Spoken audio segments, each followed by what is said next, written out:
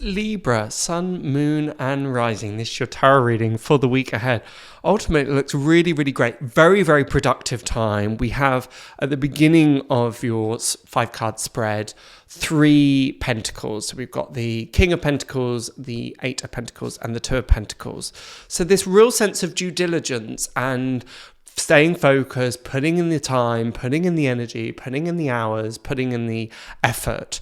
And a lot of that really starting to pay off because we also have the World card as your 4th card, all around accomplishments, achievements, wrapping things up. So there's a real sense of all those things that you've been working on, perhaps over the year, perhaps even longer, really starting to take form, starting to take manifest, particularly with the 8 of Pentacles, the Lord of Prudence. So this sense of if there's been anything in your life where you've really just kept your elbows tucked in, kept your head down and carried on, putting in the time, putting in the hours, a big well done first and foremost, because again, there's a real sense of that starting to take form and starting to take shape. It's interesting with the 2 of Pentacles to appear right after it is the Lord of Harmonious Change. So bringing things again into balance, as seen in the World card as she holds the 2 wands in perfect equilibrium. So again, being balanced is quite fitting given that it's the sign of Libra and you like things in balance. So some of those things having been quite effortful, sometimes feeling that you've perhaps had to put in the time and energy and dedication at the kind of cost of other things, of perhaps play, of downtime, of just being able to do what you want when you want. And maybe there have been points of comparison of, well, they've had it easy. They've been able to just kind of swan around and kind of do whatever they want. Whereas I've actually had to kind of keep my head down, just keep soldiering on, keep soldiering through. But as I say, again, that really starting to pay dividends. So even at times where you felt perhaps a little bit bored, a little bit frustrated, feeling a little monotonous at times, that hasn't been for naught. So this week, there's a real sense of things wrapping up, a real sense of those things that you've been working up on up until this point, starting to really take form and take shape. You're likely to face a slightly difficult decision, particularly in the realms of health and wealth, as it is the Pentacles and it represents the element of air and the material world. This weighing up of options. And it's interesting that the point between those 2 options feeling quite significant, really, particularly as we have the World card, which is the last card, arguably the last card of all the tarot. So that weighing up, and in some ways, perhaps feeling that the things that you have put your time, energy and effort into perhaps not being as valued as highly as you would expect them to be or would like them to have been. So you might feel that there's an offer on the table and you're like, really? That doesn't necessarily reflect what I think it's worth. And again, that doesn't have to be in a real sense of you're selling a piece of furniture or you're selling an artwork necessarily, but it might do. But it being much more around, well, I've put in this time, energy and focus. So then what am I going to do with it? How is that going to be best valued or best placed in a certain way? But again, this really strong theme with the World card of things coming into completion. Again, the King of Pentacles, again, arguably one of the last cards in the deck, depending on how you stack them. So this real sense of completion, this real sense of wrapping things up, of all of the energies, efforts that have been placed up until that point, starting to take form and starting to take shape.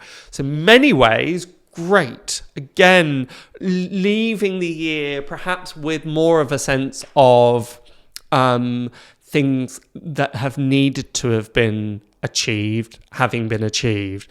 It's not likely that you're going to leave this year feeling that there's lots of loose ends or things have been unresolved or not wrapped up. And again, a lot of this is coming from your own efforts and your own energies. So make sure that you take the time to recognize that and give yourself a big pat on the back.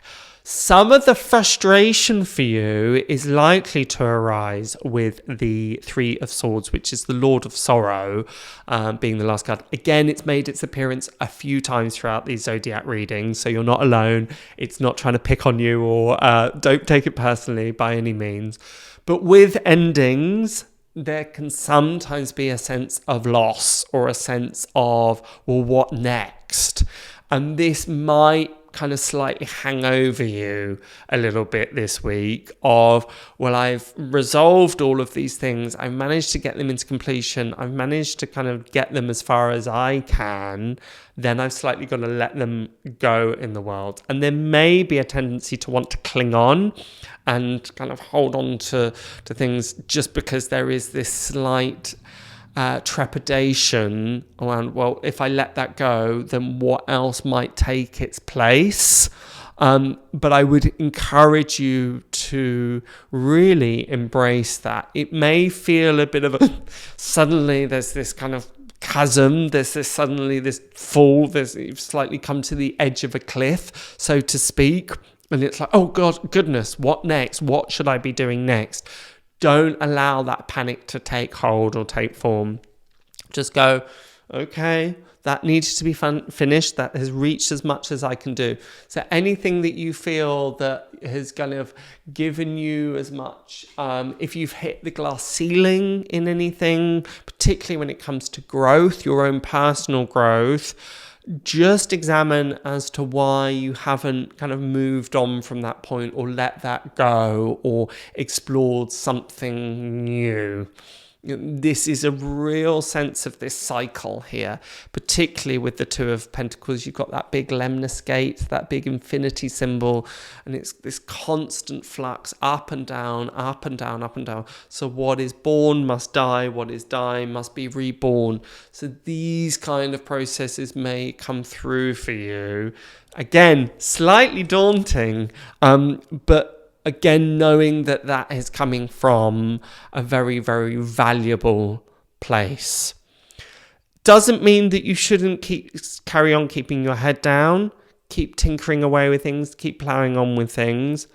It does mean that if you're just keeping something alive or keeping something going that you know probably has run its course, as I say, the best thing to do right now is to look at why. Why am I still tinkering at that thing or plowing on with that thing, despite knowing in my heart of hearts, actually, the best word for you this week is probably around surrender and letting go.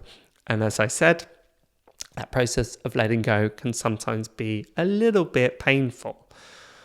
But keep your mind and focus on the World card. There is much to celebrate here. There's much to feel proud of. There's much to feel like I did that. I managed to achieve and accomplish that. It may be really valuable to pull out your notebook and just list down your 5 proudest achievements for this year up until this point, because I'm sure there's a plethora of. But because you've perhaps had your head down and just focusing on it, and now is slightly the point where we need to start raising our eyes again and seeing what's about us. We've slightly overlooked what we've managed to achieve and accomplish. And it's probably quite a satisfying place to be, head down, just getting on with it. But it is now the time to be asking, okay, what is next? What is around the corner for me?